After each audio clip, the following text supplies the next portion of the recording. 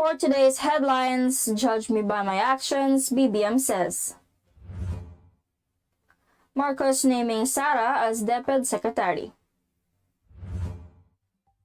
Fitch sees policy continuity with Bongbong. Manila strictly enforces no permit, no rally law. Official canvassing starts. PNR Clark Malolos station complete. Padios wins for comatose father. Zero COVID strategy unsustainable. Good morning, I am Venice Bautista and this is Tribune News on Q. Today is May 12, 2022 and these are the latest news of this Thursday morning. Judge me not by my ancestors but by my actions. This is the appeal of presumptive President Bongbong Marcos to the world, according to lawyer Vic Rodriguez, his spokesperson. His camp on Wednesday declared victory in the 2022 presidential elections, stressing that the majority of the Filipino voters have spoken decisively. Rodriguez said in a statement with 98% of the votes counted and an unassailable lead of over 16 million votes, the Filipino people have spoken decisively. He said that Bongbong Marcos will be the 17th president of the Philippines. In historic numbers, the people have used their democratic vote to unite our nation. Bongbong vowed to be the president for all Filipinos, even to his non-supporters, Rodriguez said. He added that he will seek common ground across political divides and to work together to unite the nation. Meanwhile, presumptive President-elect Bongbong Marcos will appoint his running mate and presumptive Vice President Sara Carpio as the next Secretary of the Department of Education, or DepEd. Bongbong said that incoming Vice President has agreed to take the brief of Department of Education. He asked her if she can take on the job, considering that it is difficult to head the Department of Education, but she agreed. Bongbong said he is confident that Sara can perform best as the DepEd Secretary, as she is a mother who wants her children to be well-trained and well-educated. Even if he has yet to be proclaimed, the former senator said he intends to hit the ground running. A smooth transition and a policy continuity is expected after former Senator Bongbong Marcos dominated the recent presidential polls based on partial unofficial results, a research said on Wednesday. Fitch Solutions Country Risk and Industry Research said that they expect a smooth transition to the Marcos administration from the outgoing Duterte administration with little changes in policy direction. The research added that they had previously noted that Marcos is the continuity candidate as his economic and foreign policy stances are most similar to the outgoing Duterte administration. His election win, therefore, bodes well for policy continuity in the Philippines. Although President Rodrigo Duterte declined to publicly pronounce support for any presidential bet, his daughter Sara Carpio, who is also poised to become the next vice president, is Bongbong's running mate. With Bongbong set to become the country's 17th president based on the partial unofficial results, Fitch Solutions said it has raised the country's policy continuity subcomponent score to 80 from 70. Tribune News on Q will be back after these reminders. Iba ng panahon, ang dami ng bago ngayon, pati ang mundo natin.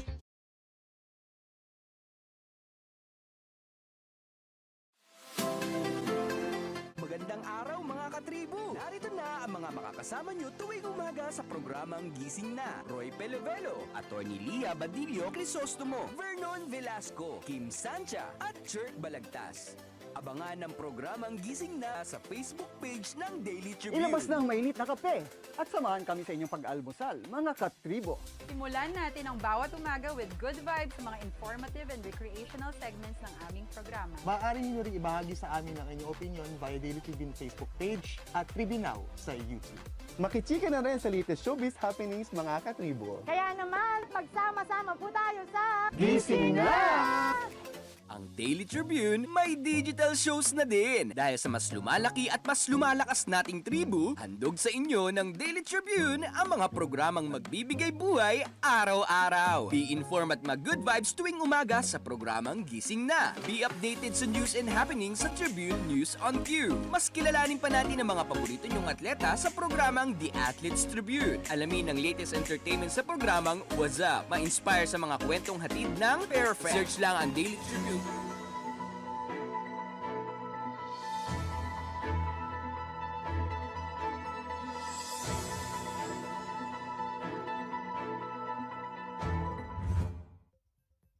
We're back on Tribune News on Q. Manila Mayor Isko Moreno Domagoso has ordered the strict implementation of Batas Pambansa 880 or the Public Assembly Act of 1985, which prohibits any group or persons to stage rallies, mass actions, meetings, or any form of public assembly without securing the necessary permit from the city. Since February this year, when the campaign period for the national election started, the Manila mayor issued an order declaring Manila an open city to all campaign rallies, motorcades, and mass gatherings.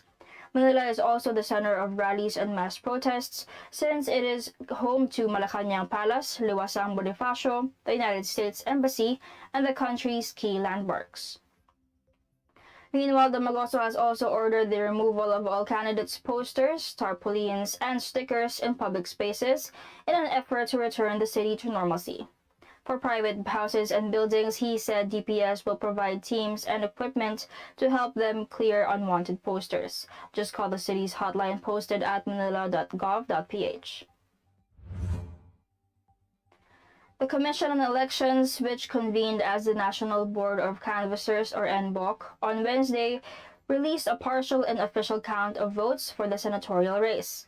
As of 3:47 a.m. of May 11, broadcaster Rafi Tulfo is leading the Senate race with 876,381 votes, followed by actor Robin Padilla, who garnered 612,684 votes.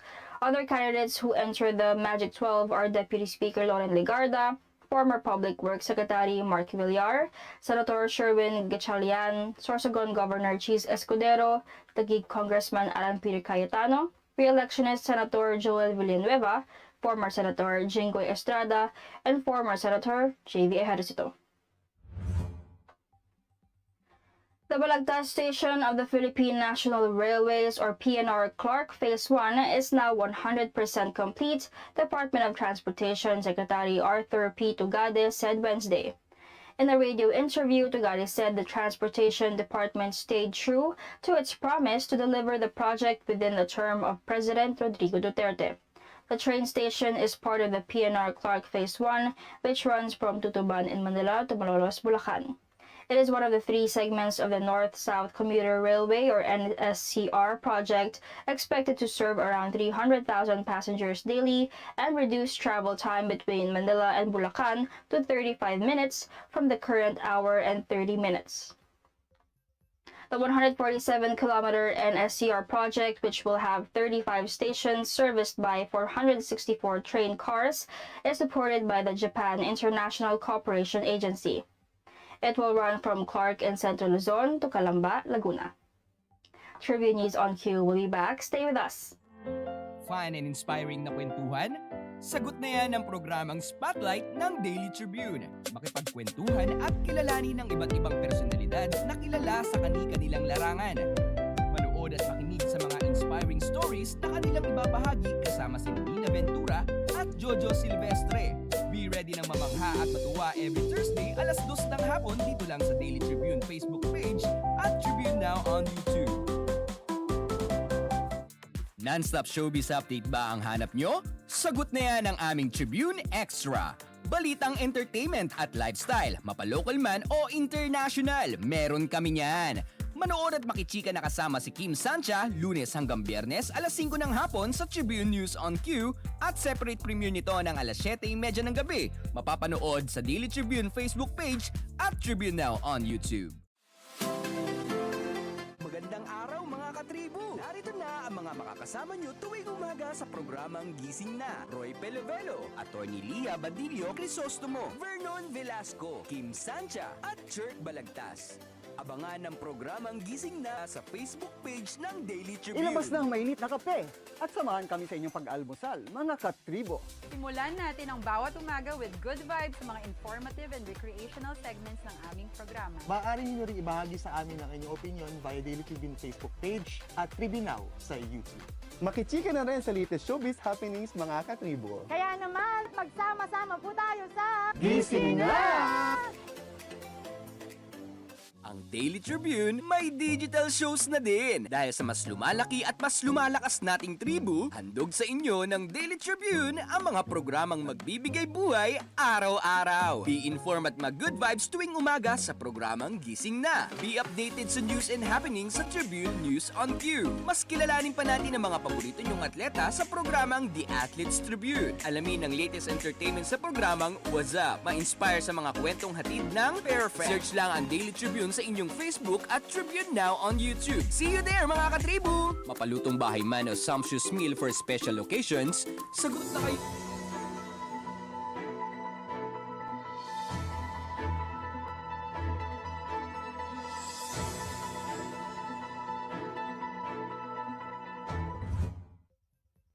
You are still watching Tribune News on Q. With her father still in coma back home, Mary Francine Padios handed the Philippines its first gold medal in the 31st Southeast Asian Games in Hanoi, Vietnam, after topping the women's Sanitunggal event Wednesday. On the eve of the formal games opening, Padios arranged a rematch with defending champion Puspa Arumsari of Indonesia in the final. This time, Padios came through with the better performance, earning 9.960 points to narrowly edge the Indonesian, who posted 9.945. Philippine Chief of Mission Ramon Fernandez, who awarded the medal to Padios, said he hopes the victory will boost the country's drive in the days ahead. She dedicated her victory to her father, who met a terrible road accident after falling asleep while driving home in Aklan. Acting Presidential Spokesperson and Communications Secretary Martin Andenar congratulated the newly minted gold medalist in a press statement.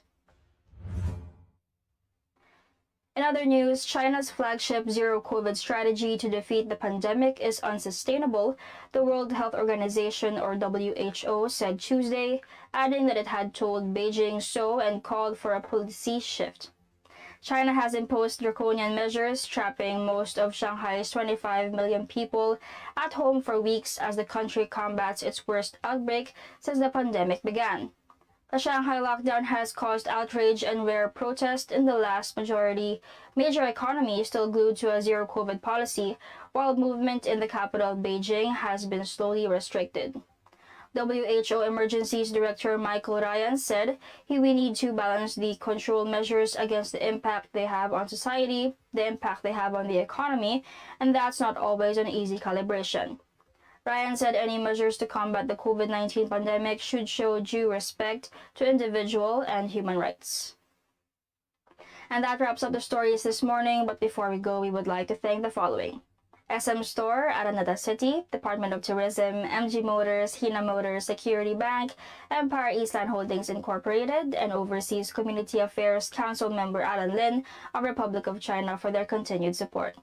Again, this is Venice Bautista on Tribune News on Q. Stay safe, stay healthy, and stay at home. Good morning. Catch the latest news on our website, tribune.net.ph. Follow us on Facebook, Twitter, and Instagram. Subscribe to our YouTube channel, Tribune Now. Download the Daily Tribune app on Apple Store for iOS and Google Play for Android to get the latest and most comprehensive news online. Daily Tribune invites you to join its vibrant community, Katribu, to get updates on the hottest news on politics, business, sports, lifestyle, and entertainment. Emoticons of the Tribune mascot Tarsito are available on our community Viber.